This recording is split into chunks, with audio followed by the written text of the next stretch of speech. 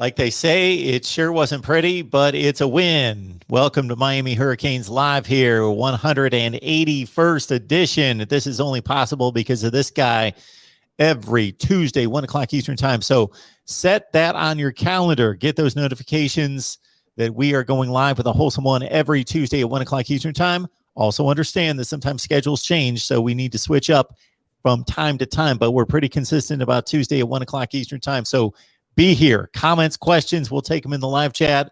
Wholesome One, how you doing today? Doing all right, Mark. Doing all right, Mark. Personally, it's a great day to live another day, and it's a blessing to have another day to get it right with the Lord. But as a Well Miami said, sir. Hurricanes fan, I like that greeting. Well said. Absolutely. We're all it's true. blessed to be here and hopefully healthy and ready to go and face another day. Absolutely. Yeah, man. It's now that the game is behind us, we've had some time to talk about it on multiple platforms. We've had some. I mean, I could only imagine what the instant reaction post game was here on this channel. Make sure you all are there every single night after the Miami Hurricanes game, whether it's the 1 p.m., 3:30, 6 p.m. We do have a great cast that comes on and does post-game reactions, and it is what you think it is. We're very excited to hear all of what they bring to the table, and even days after it on multiple platforms, we all weren't too excited. But what you can say is that it is behind you. And yes, we do have another W in the W column. But the way I look at it, Mark, is everything is not as it looks at face value. You have to take a deeper look inside. When you pull back that onion, there's still a lot. There's still a lot we have to get fixed. And, people are questioning whether Coach Diaz is the person to get it fixed. People are questioning if he has the right staff for this or that. I'm not necessarily here to say that Coach Diaz is to be fired and kick this guy to the curb and fire that guy and fire this guy. Whatever does need to happen, something has to give. We have to make sure that we fix this because, to me, there seems to be a disconnect between our players and our coordinators, mainly De'Aaron King and Coach Brett Lashley. That's what I'm seeing, Mark. You're taking a QB who is a four-wide spread, one back next to him, quarterback, where he's able to read the defense and pass the ball. He'll give if he has to from sometimes we call a run play, but for the most part, he sits back and picks the team apart from the pocket. But then we matched him with a spread RPO coordinator who has him doing read options, and that's not his natural connection. So a lot of people are saying, well, De'Aaron King is missing this, De'Aaron King is missing that. That's not who he is. It's similar to our players when we had under Mark Diafrano, who were 4-3 attack players in high school, and then they came to Miami and had to run a 2-gap 3-4 scheme. It wasn't a good mesh, and sometimes it worked, sometimes it looked really bad, but for the most part, it looked bad because it wasn't a good connection. So obviously, it's only 2 games in. Only 2 games in. And there were multiple times that Miami had a chance to score in the red zone, and our red zone offense didn't click. And we ended up only having, I believe, 2 touchdowns in the red zone out of 5 opportunities. And we also had a chance where a freshman and Andy Borregales. I keep getting that mixed up. I call him Jose because I'm so used to saying that. On a kickoff, if he goes outside and makes that returner cut back inside, there were 2 players right there ready to tackle him. But he ends up getting shook, and so the returner was able to put one leg in and forced Jose to step inside. And when he did that, he gave him just enough of a lane to keep skating up that sideline. So there was a miscommunication on that too. But Mark, it's crazy. It's crazy when you see these same players who came back. We have all of this return back to the program, and some of the problems that we had last year, we're still seeing right now. So again, it's only a 2-game sample size, And the first game was really bad because you were playing Alabama. The second game seems really bad because it doesn't seem like the leadership of this team was able to get them to galvanize and bounce back up and be able to play a nice fluid game because they did not look motivated. They didn't look like they wanted to be there. They didn't look like they were giving high effort. And there were a couple players that stood out, man. Tyreek Stevenson was giving great effort. Avery Huff was giving great effort. The best player on the team right now, Lou Headley, was doing very well. That's the punter on the team. So that should speak dividends as to what I just said. But the rest of the team as a whole, I don't know, man. It's going to be a lot of soul searching going on here. Before we grind down to the particulars, my treetop assessment would be there was a reason I said a number of times during the preseason I didn't like the matchup against Alabama, not just because Miami wasn't up to the challenge, but I wanted to be able to assess this team against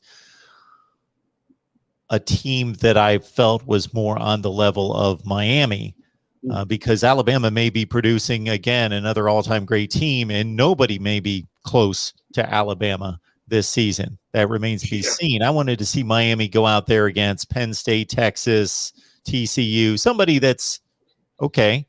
Let's see where they stand. So that game aside, it was a performance that is definitely forgettable, and they didn't challenge Alabama. Then they come up against App State. They are clearly a more superior team, depth, strength, size, speed, all the way across the board. They're only an 8-point favorite at home, which told me a lot. App State is always fundamentally a sound team. They've got a winning culture, a winning program. They're used to winning. They're used to playing these kind of games on the road against big opponents, and they don't win them, but they're not intimidated. It doesn't wow them.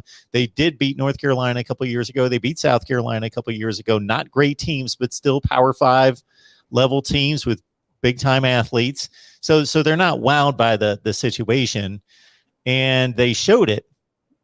Now, App State's probably the 50th to 60th best team in the country, something in that range. That's probably who they are, and they'll be a factor in the Sun Belt Conference. But Miami should, if you put Miami toward reasonable expectations beginning this season, not that they're going to win all their games or win a national championship or go to a playoff, but that they're going to fight for the Coastal Division championship and possibly get to an ACC championship game. I thought that was the reasonable expectation for this team.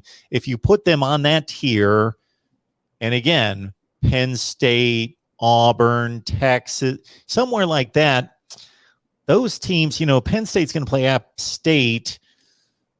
I think they win that game by, a couple touchdowns, 17-21, something in that range. So I consider this to be a disappointing effort overall. Now, again, the particulars are these people underachieved, these people played well. It depends on I hate to group it all together, and that's why we got the wholesome one here to grind it down in regards to the specific units and players.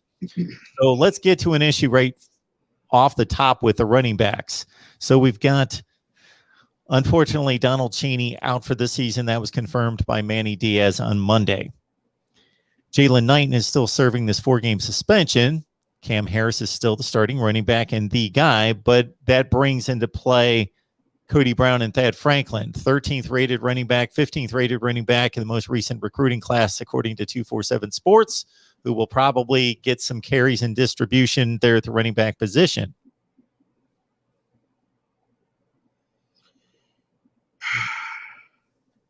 Yeah. Mark, I tell you this much. We spent a lot of offseason talking about that position, a lot. And a lot of people made a lot of great comments and a lot of Donald Chaney Jr., he should start and things of that nature over Cam Harris. And we've had this debate for almost a year now. And I've always just kept saying, starter doesn't bother me. That doesn't do anything for me. If you would like to start Donald Chaney Jr., sure. He's a hardworking young man who's ready to do it.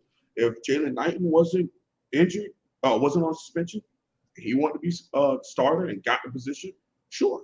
Let's just use them all in a great great situational ball. Let's use them and even mess them up sometimes. Get on the goal line and put Jalen Knight in, who's supposedly the scat bag. Just mix it up. Because you have multiple. I mean, everyone in that room is a 4-star. We got 5 4-star running backs or higher. Now we have 4 because the 5th is out with an ACL tear.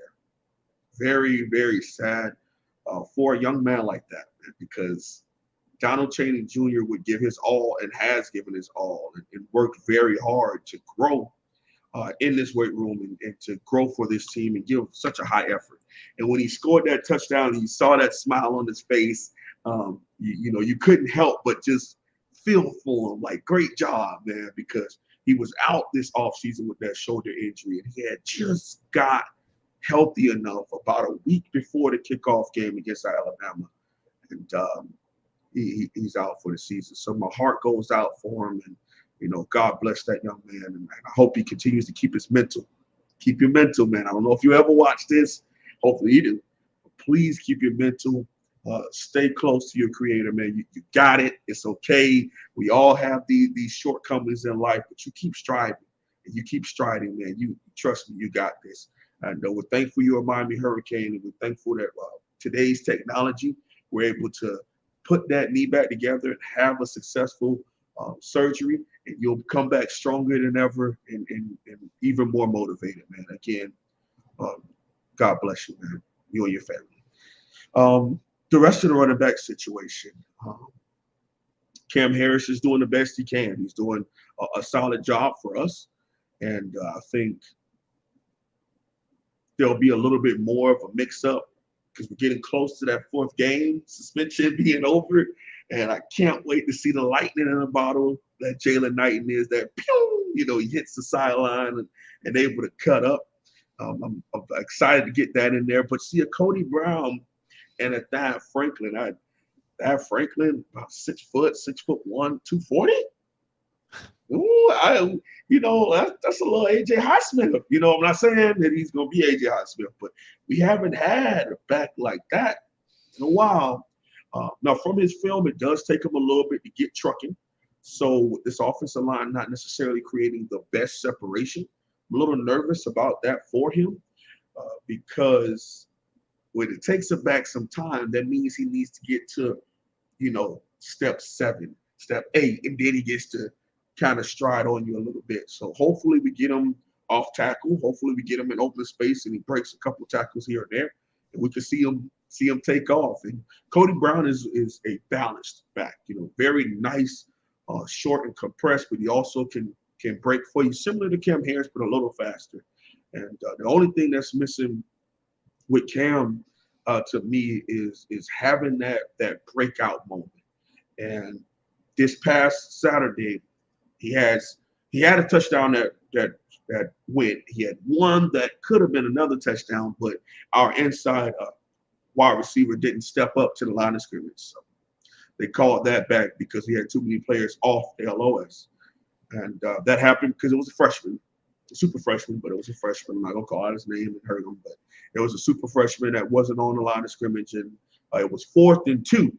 So it would have been feel like more of a backbreaker. It felt like the football gods kind of had App State in the game a little longer, mixed with us not executing, and it just felt like everything wasn't kind of going our way. But again, I'm not a result-based, like, we got a W, so it's over. I'm not that kind of person. At face value, yes. At face value, I was excited and happy for those young men to win the game, but I also knew deep down inside that wasn't good. It was not good. A lot of the things I can see are fixable, Mark. Penalties, fixable. Open field tackling, I don't necessarily know if that's fixable under this Coach Manny Diaz regime. Why? Because the way he teaches tackling and the way he emphasizes this cane roll tackling, and if you don't tackle like that, then you do not play for him or you do not start for him. That, I believe, is really holding back some of the better players from being on our field. Can you explain his philosophy on tackling and his approach? and what that looks like? Yes. So I'll compare and contrast. I'll start with what a cane roll is from Manny Diaz's explanation. What that means is you're wrapping the knees up and you're sliding down to the ankles. And that's why you see a lot of our players slapping ankles, and it seems like they're taking time to go low every time. And it just looks like they just want to slap ankles and slap knees, because in that philosophy is it's a play on the Pete Carroll gator roll style of tackling that he taught for the Seahawks. And it's a safe way of tackling when executed at a high level. And when it looks good, it looks beautiful. It does look nice. But when you have 18 to 22-year-olds trying to do a pro style of tackling, it's very tough, and it takes a long time to get that done, and you have to be at a perfect angle to be able to bring it down. Now, ankle biting, to me, happens if I'm trailing a running back or trailing a ball carrier, and I dive and I wrap those legs and I slide down to your ankles and we go down.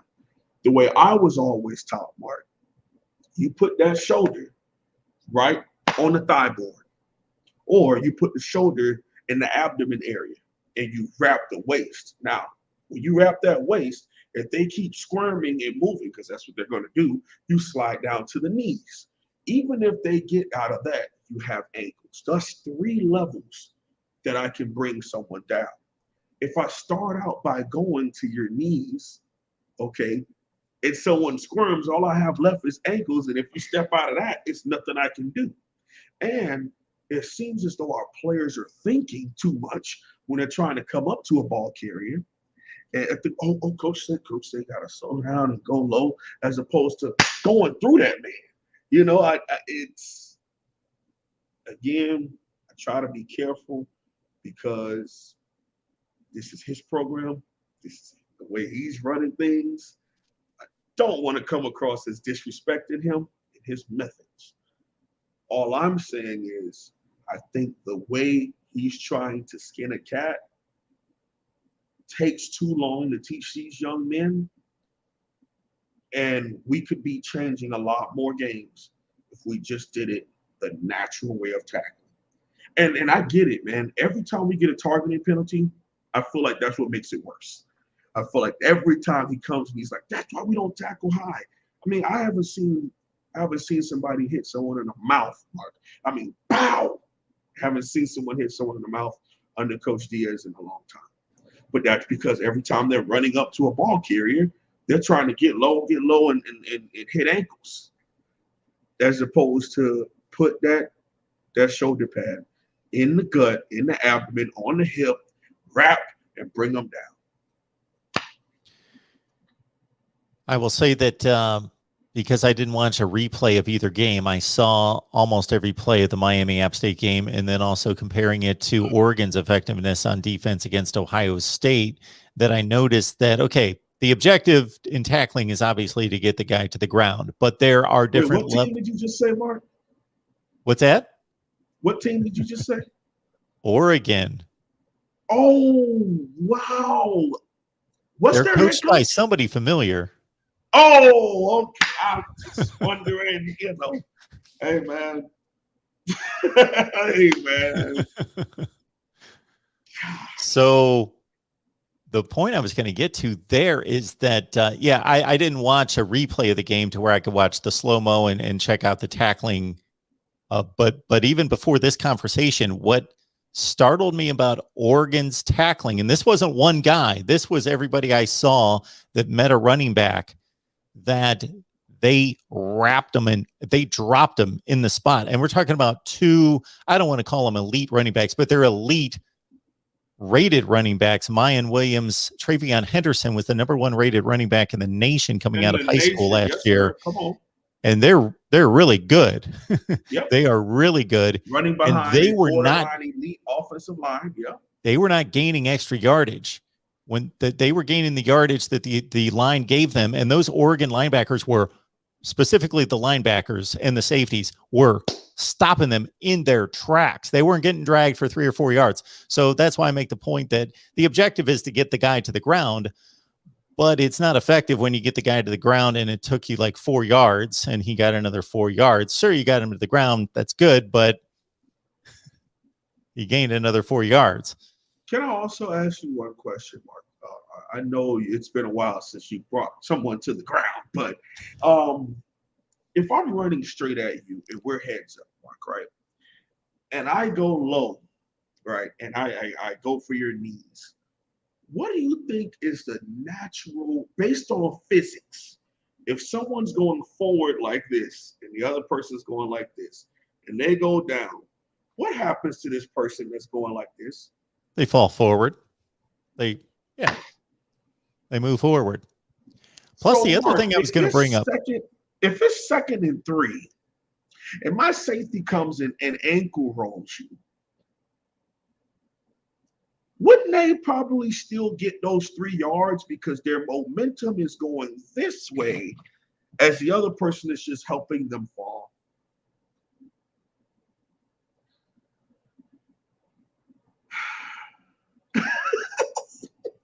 And the first thing you stated about having the 3 levels, if you go waist, knees, ankles on the way down, and you've got that first target being the waist.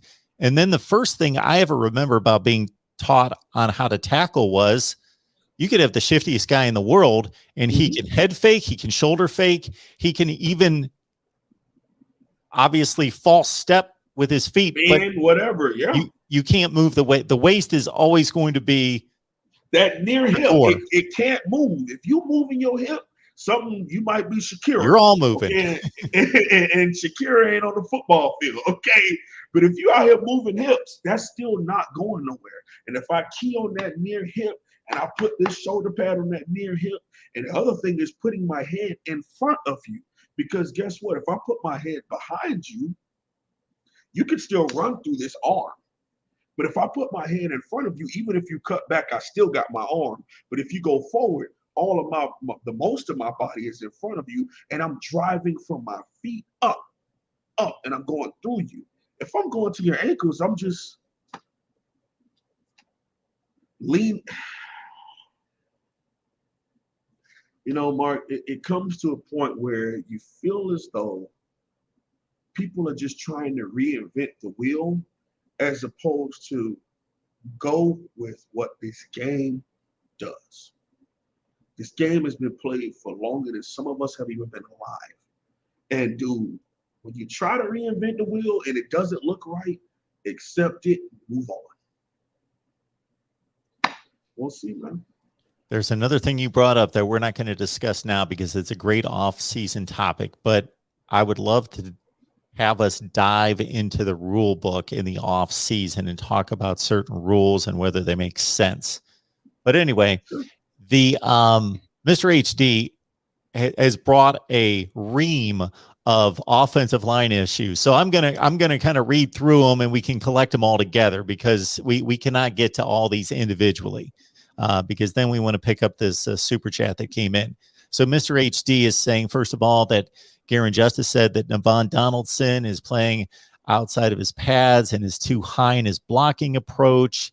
He says that Justice said right guard is a battle between Oluwasu. Did I pronounce that correctly? We just call him Justice. It's easier. Yeah. His first name's Justice. Justice. Donaldson at right tackle, Jared Williams, DJ Scaife, and then also that Justice said that Jalen Rivers at left guard has played the best of any lineman thus far. Justice said right guard, right side of Miami's offensive line remains an issue. So whatever out of all that you want to tackle. Yeah, he's completely correct in my opinion. That left side has been playing very, very well. It's really smooth. And it's crazy because that's a freshman, and then the top 10 pick in Zion Nelson, top 10 pencil pick in Zion Nelson at left tackle. He's doing very well. I was very surprised. I didn't think he was going to be bad, but top 10 pick was like, whoa, whoa, whoa. Like, what's going on here? Like, hey, can we chill for a second? Let him just go out here and play his game. But it seems as though he's just done his thing. Just go. He's just played his ball. He's had his head down. He's been very quiet, and he's just doing his thing, man. Just doing his thing, and I like that. His run blocking is a little but that's kind of always been his thing. Pass blocking has been he's a smooth pass blocker, very nice feet, and I really enjoy that about Zion Nelson. The right side, Mark, like I said on my show last night, I think it's also some of our faults, and I take full responsibility for it. When we spend all off season with the what ifs and maybes and ifs and ifs and ifs, you spend time and sometimes you end up fooling yourself into something that isn't reality. You get to warp your own reality. I thought that this team would be well prepared, be ready. These players came back for a reason, hashtag running back, but they were ready. And 2 weeks in, Mark, it just doesn't seem like that. It doesn't seem like Bubba Bolden has taken a step. It seems like he's regressed. It doesn't seem like De'Aaron King is here to stay and here to be a top 5 QB in all of college football. Is very meh. Cool. He breaks a run. He makes a throw or two a quarter, but man, Cam Harris is still Cam Harris. Steady Eddie, very dependable. Never going to fumble you that ball, and never going to put you in a bad situation as a player or as a coach. But not anything better. DJ Ivy is still horrible. We haven't seen Al Blake Jr. play much, but Draven Hall is maybe a little better. At center, that is the most pathetic stuff I've seen. Mark, he gets blown off the ball almost every play. And now we're treating Will Mallory as if he's Reverend Jordan. Will Mallory is not a blocking tight end. Will Mallory is a big receiver. But we try to have him come and crack block people, and it's just not looking well. And yes, BB Lowe, I am judging off of 2 games. I am. And that's why I continue to say that. Because 5 weeks from now, I could see the team start to click. And I could see things change. And maybe we're on a 3 or 4 game win streak at that time. I don't know. But what I can say is, after the 2 games I've seen, after 8 months of preparation, this team doesn't look much better, man. So that's all. Miami 25, App State 23. I was checking the scoring drives just to and all the drives of the game, because I had it in my head what happened on that final Miami defensive stop that preserved the game. Just wanted to reiterate where that was. App State, I don't know how good their kicker is. I guess he made 3 field goals. Yeah. I don't remember what distance, so he must be pretty good. He at least made them from those distances. But, this was a pass play away from being a loss. This was like a 20-yard completion from being a loss. They got stopped at the 47-yard line. This is a 15 or 20-yard pass play away from him kicking the game-winning field goal. So it was, it wasn't easy. Mark, and I had to step away at work, and I'm like, I got to watch these last 2 minutes, and we had a chance to put the game away on offense, like go down and score a touchdown, milk the clock, and it just wasn't clicking. Just was not, Mark. We couldn't throw a pass. We misreading. When he's supposed to give, he keep it. When he's supposed to keep it, he give.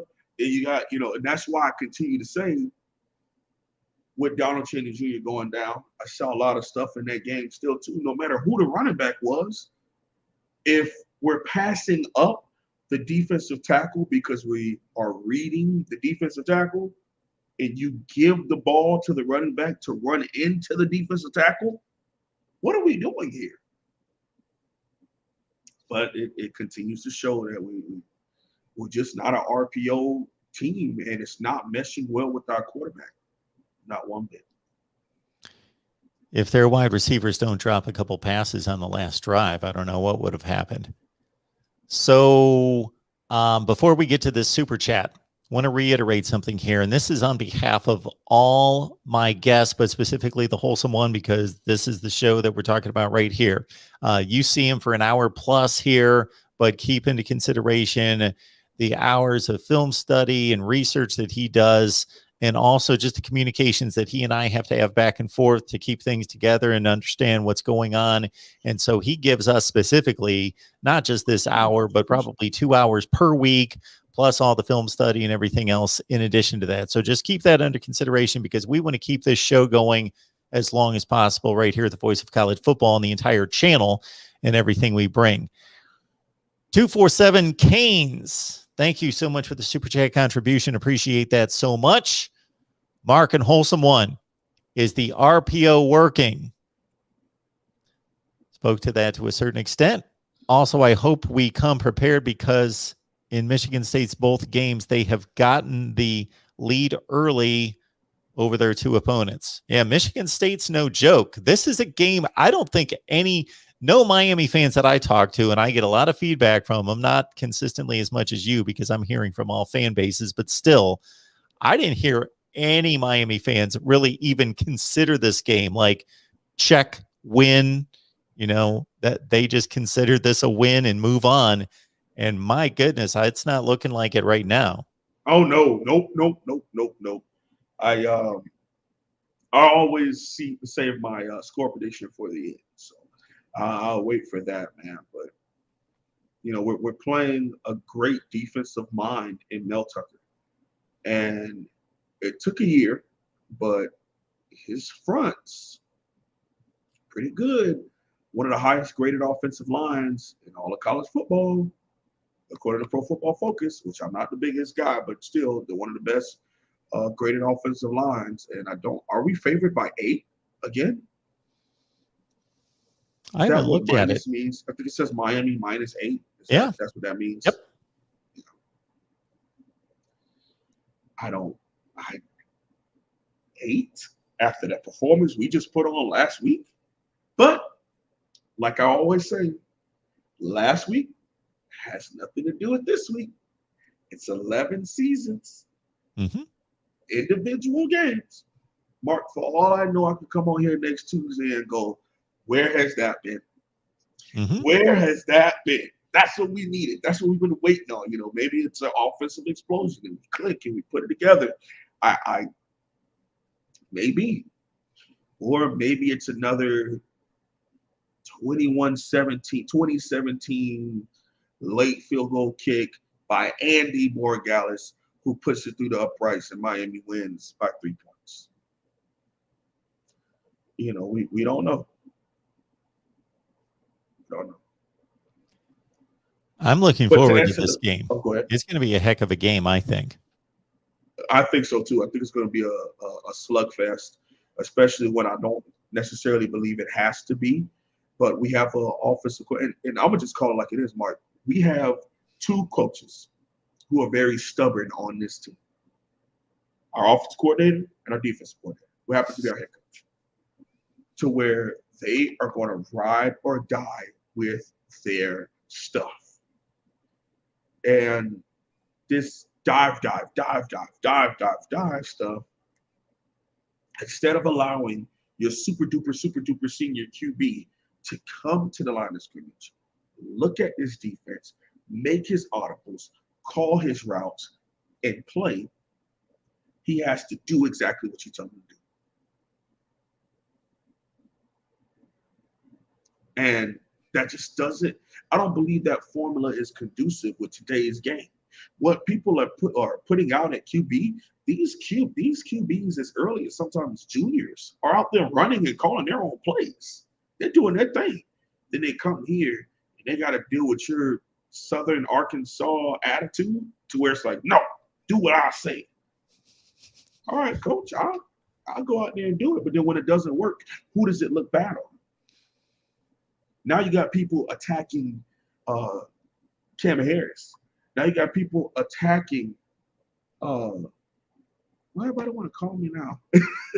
You got people attacking De'Aaron King, saying De'Aaron King can't read defense, Karen Harris can't run, and this O-line is atrocious. But when you slow down and you watch the film, if it's 3rd and 7, why are you calling the RPO? Just call a pass play. Just call a pass play. Why? Why? If he wants to take off a run, let him take off a run. But just call a play and let him just go execute the play based on what's happening. But hey, it is what it is. To answer this 247 Kane's questions, thank you for the donation, 247. The RPO is not working. For some reason, I don't know if it's De'Aaron King to Rhett to De'Aaron King to this offense. It's not mixing right now. Again, I could come on next week. I could be on live next Monday and things look better. And we are clicking and we're open field tackling and we're catching the football. And the offensive line is passing off pass rushers. They understand twists and stunts on the offensive line and communicating properly. But no, I don't believe that all of that is going to click in a week, but I could be wrong. Because like I try to say, every game is different. And you never know what each game is going to bring to the table. So there's that.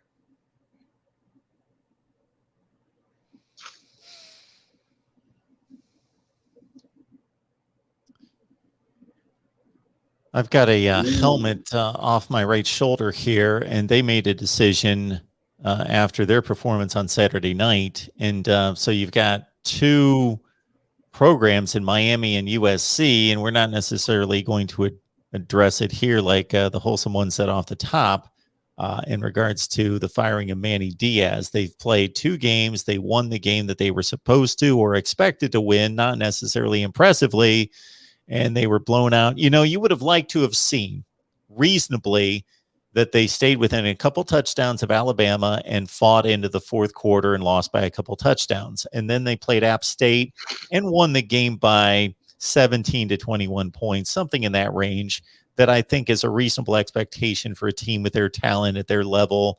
And again, I mentioned some other like teams across the country that I would expect to beat App State by that type of score, 38-17 or something like that. And so they've underachieved through 2 games. USC was obviously at the point where they had a determination of what their season should look like and saw some signs against Stanford where they saw a Stanford team that could barely score a point in week 1 against Kansas State, turn around, put up 42, and we're up by 29 points in the fourth quarter. And that just was not acceptable, and thought we might as well just pull the plug right now and go for it because he's not the answer. Mark, like I said, I'm not here to call for no one's job, but it was so great to see an athletic director stand up and say, this isn't good enough. And now I agree, to be honest with you, Mark. They should have did that 2 years ago. Should have Urban Meyer coaching your team right now. If you thought about it and you're close enough to doing this at the beginning of the season, you thought about doing this way in the offseason. You could have had the opportunity to cut ties and have that new person building his program right now. It's just that simple. I definitely don't see Miami doing anything like that. I believe Coach Diaz would have to go 2-8 to lose his job. That's the only record I see him losing his job. Him and this athletic director are, I don't want to say in bed together. That's kind of weird. They are attached at the hip, I would say that. And nothing's going to change that. We could get blown out by 30, 40 points. They do not care how nuclear this fan base gets. They don't care about boos. They care about how much money the team is making out there on the field. The ACC digital network, that's all they care about. They don't care about the product. They don't care about wins and losses. They care about money. It's just that simple. We know that as fans of this program, that the people who make the decisions do not care. And Coach Manny Diaz will be our head coach for the foreseeable future unless he were to lose maybe 7 or 8 games in a season. So simple. Back on the field, Devin Ray's concerned about the pass rush through 2 games. He says it's been pathetic. We saw that coming in. We lost a crap ton of talent there. I believe that Zach McLeod and DeAndre Johnson could be rotational guys, but they don't need to start. We need to have Chance Williams and we need to have Jafari Harvey out there standing up and coming off the edge for Miami as starters. It's to that point now. It's to that point. We've seen too many opportunities where these 2 guys just aren't good enough. And I know that they are, one's a program guy and been here since 2004. And, you know, he got 4 master's degrees and a doctorate's on the way. And we're waiting to see if it'll ever click. I don't think it will. And he's going to be a serviceable player, program guy, help the GPA, the team GPA, and, you know, make a tackle or 2 when need be. But at best, he should be running down with specials. We need to be having Jafari Harvey and Chance Williams. And, you know, if you want one of those 2, one of both of them to come off every now and again as rotational guys, then that's that.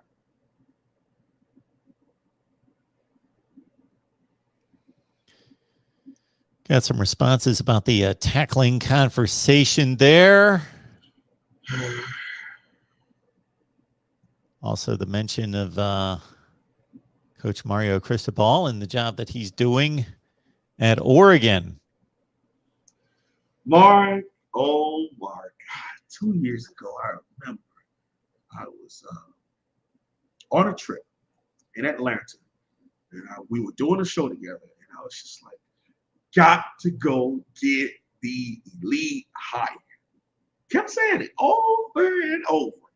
And this fan base, oh, Cristobal ain't this, Cristobal ain't that. What has he done for the Cristobal crowd? I don't understand it. And it's what happens when people lack foresight. They can't see it coming. And then his first year at Oregon, because it was half a season at Oregon at first, right? And they beat Michigan State, this team, in a bowl game. It was kind of, I think he went 9-4 or something like that his first year. 2018. But he was interim. Yep. He was interim halfway through that season, right? Or was it his full season? 2019 was his first full season. They won the Rose Bowl. Let me double check. Dang Rose Bowl, Mark. And beat Wisconsin. Yep. And then let's also remember one of the other things he gets right as a former All-American offensive lineman here in Miami is offensive line. What's been one of the biggest issues at Miami? Offensive line. So he would have checked off 2 birds with 1 stone. And of course,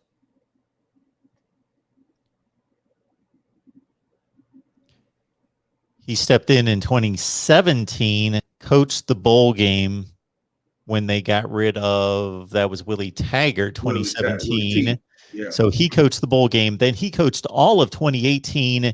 They went 9-4, beat Michigan State in a bowl game. Then 2019, 12-2, won the Rose Bowl, won the Pac-12 championship, beat Wisconsin, finished number 5 in the country. Last year, uneven year, only played 7 games, but he got him to the Fiesta Bowl. They lost to Iowa State. Conference championships, though. Yes, they beat USC in the conference championship game easily.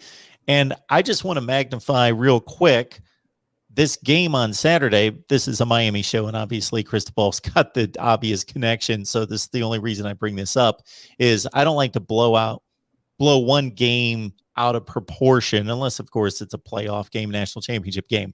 But going to Columbus and beating that team, that's one of the 3 teams in the country that almost never lose to anybody. They only lose playoff games.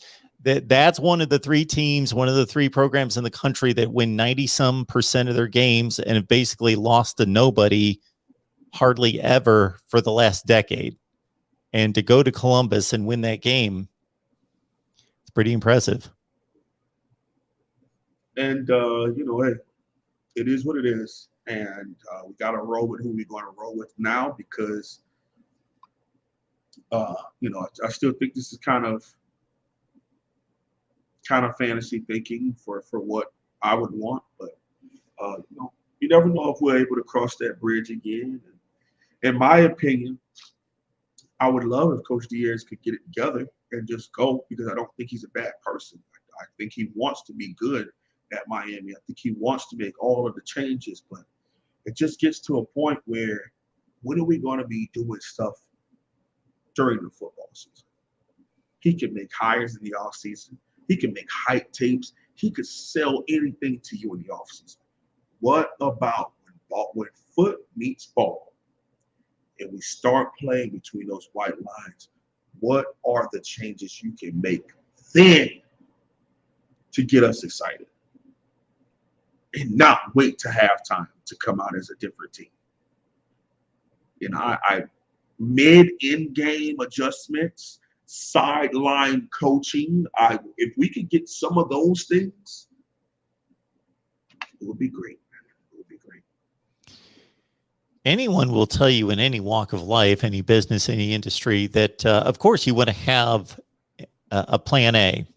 That is your perfect plan. Everything works perfectly. This is the way we're going to do it. A, B, and C. You should have a structure that is where you start.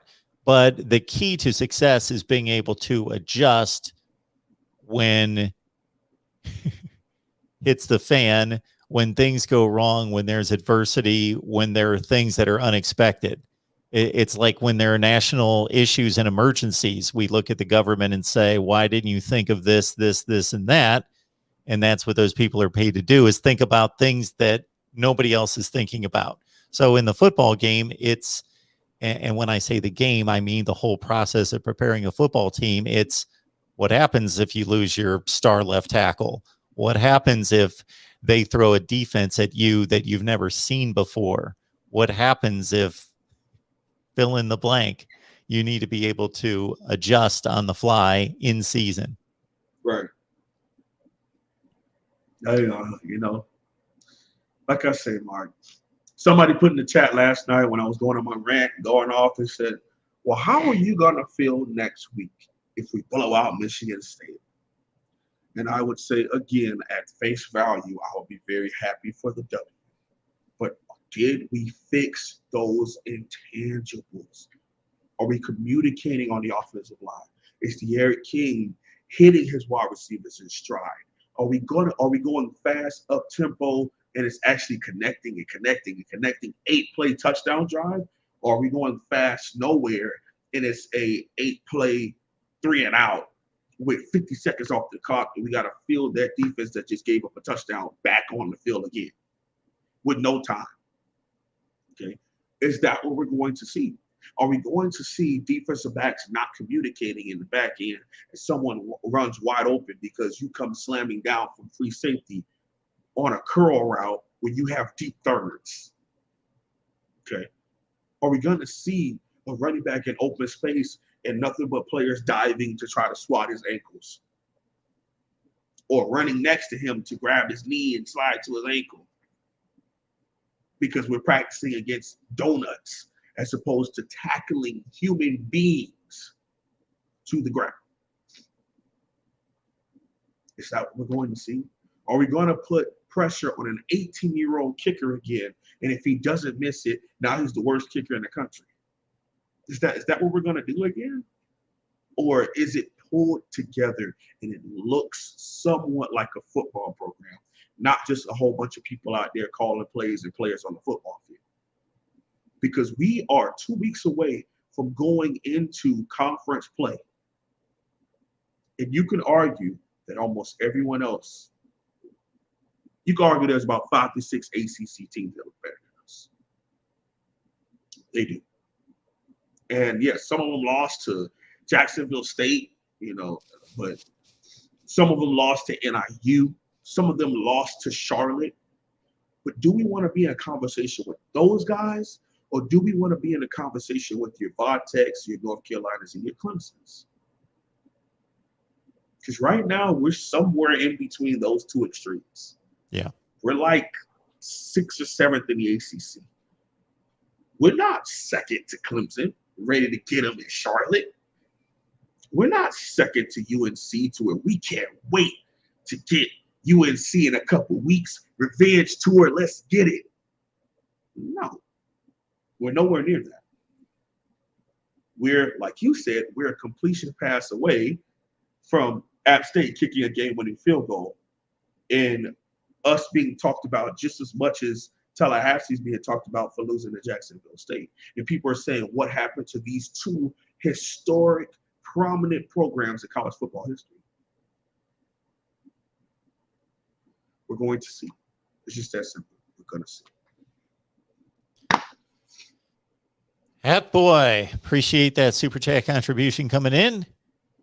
If we get blown out this week and nothing has changed, I'm done. We have a veteran team winning by 2 against App State. Tired of mediocrity. I'm right there with you, man. I'm right there with you. I don't necessarily see Michigan State having the people to blow us out. Yeah. But I see Michigan State having enough to win by 10, win by 14, pretty easy. And I guess if you call 21-7 or 28-14 a blowout, then cool. I could easily see something like that. But, well, I guess it is that time, huh, Mark? Is it not that time for the Hosu and Holloway's official pick?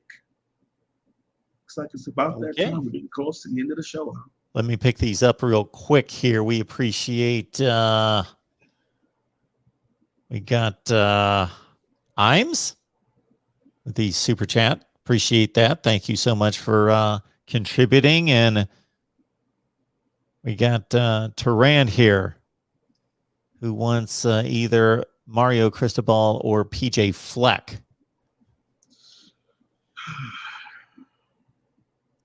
You know where I lie with that one. Oh, sure. Mario! I do. Telling you, man, don't let that guy mess around and make the playoffs this year. Then the ship it's gone. It's gone. It would make no sense for him to leave. He's about to own the Pac-12. Yeah. If we don't do something. Unless USC comes up with a home run hire, if they hire somebody who's good, but it's going to take a little bit of time to build them back up. Yeah, he is owning the recruiting out there. Yep. Can I ask you this? Who would be the home run hire? Give me 3 home run hires if you could for SC. I do think that most of the time when these college jobs come open and their fan bases start to throw out names, they are unrealistic. So most of the names that we hear that are out there are somewhat unrealistic. So I saw a whole list of people that somebody checked off to say, this is not happening. These, Urban Meyer, et cetera. These people are in contract. They've just committed to a big time job. They're not going to change their minds at this point. You're going to have to buy out some ridiculous amount of money. They're not going to do that. So all the Urban Meyer and Pete Carroll and all those names that they would like to see don't seem to be reasonable. I believe that Matt Campbell's one of the best coaches in the country at Iowa State. And if he's ready for the next challenge and going to have the facilities and the recruiting footprint and the things that he doesn't have at Iowa State to show that he can play with the very best in the country, maybe he's ready for that challenge. He would be the first guy that I consider. Okay. I wish, now this could have happened like maybe 5 years ago. They had an opportunity and they didn't do well with it. But Chris Peterson would have been perfect. I mean, what he did at Boise, what he did at UW, it was right there. But he met with them multiple times, and he just turned it. I'm not interested. So that means it's an administrative thing, which also scares me about Miami, because I don't know how many times we've had that conversation. And, you being somebody that's not even connected to the program, know that obviously the Miami administration is not in the process of getting a big dub here with bringing in a big marquee coach, because that's not what they do. That's not what they want to do. So we'll see. We'll see. I don't think Mario would leave Oregon for USC. I think he would leave Oregon for Bama or Miami. Those are probably his only two opportunities to leave Oregon for, is his alma mater. It'll always be his sweetheart, and Bama, because of his connections there and his time with Coach Saban. But I don't think he would go there. I just don't know who they could get to make it click. I think the Lane train going out west, but that was a bitter ending. So I don't know if, and he's a completely different man now. He's re-humbled and really grown as a person. So you never know. You never know if he's willing to go back and right that wrong and really go do the damn thing. Because I think the Lane train out there where he's from in the West Coast, instead of having to pull people from there, he would be right in it. Mm-hmm. And the recruiting he was doing while they were under sanction was borderline Greek godlike. Like it was on a different level what he built there his time at SC. And I think he could turn it on like that. And they would be and then, I'm just putting this out there. If he do that, and then he beats Mario, and then Mario feel like he can't get over the hump, then maybe Mario come on down to the crib, come on down home, baby. And then you'll have the recruiting prowess to be able to have the one game that people have been waiting for. An elite Southern Cal, an elite Miami Hurricanes team matching up in the national championship game. Come on, somebody. Yes, Lord. That's perfect. That's perfect. Hey, fantasy booking at its best. The wholesome one's vision. You can see it. You can see it. You can prophesy it. You can call it into existence. Yeah, it is. There it is. Boom, shakalaka. We always appreciate the wholesome one here at the Voice of College Football, breaking down Miami football every Tuesday, 1 o'clock Eastern time. So it's not just sufficient that you're here. Bring some family, bring some friends, some Canes fans next week with you. All right, wholesome one. It's that time, huh? Score time. Miami fans not gonna like me for this, man. But based on all I've seen, I see a brand new, not really brand new, but another nail chipping, biting, heart attack, aching game. I believe this is going to be a 24-21 win for Miami. Late field goal by Andy Borges. Well, at least it's a win. At least it's a win. At least everybody should hope that you're right. Yeah, hopefully. Well, thank you so much, Mark, for giving me this opportunity and this platform every week. It's a blessing. And I thank you for that. Thank you for each and every one of you all who come in and tune in weekly. I know it may be during the afternoon. See, a lot of you are #rewatch squad, but it's a beautiful opportunity to have this platform and to speak my truth about my Canes. And I really do appreciate it so much, man. So for all of you out there who hit the thumbs up, and even for those of you all who hit the thumbs down as soon as you saw the big guy with the long hair, like, I can't stand that dude. That's all good, man. It's all right. God bless you also, man. And thank you all. And as always, go Canes, baby. Go Canes. Thanks, wholesome one. Appreciate it, man. Get my picks on Patreon. Just search Mark Rogers TV. Go to Patreon, search Mark Rogers TV, or go to the link in the description section of any of the videos. 17-7 against the spread this past weekend. 17-7 against the spread. And we've got the predictions from the Wholesome one and also a total of 20 media members on Patreon. An insider look at the voice of college football. Also, Steve Merrill from Wager Talk and Pro Sports Info, his lock of the week. And also one exclusive live stream per request each week. Per request. So check us out on Patreon. I've got actually a record on Michigan and USC today. Also Michigan State. You'll see some Michigan State analysis here at the Voice of College Football Miami. So you can check out the opponent. Know your opponent. Our Nebraska live show is coming up tonight at 8 o'clock Eastern time as well. We'll see you all very soon.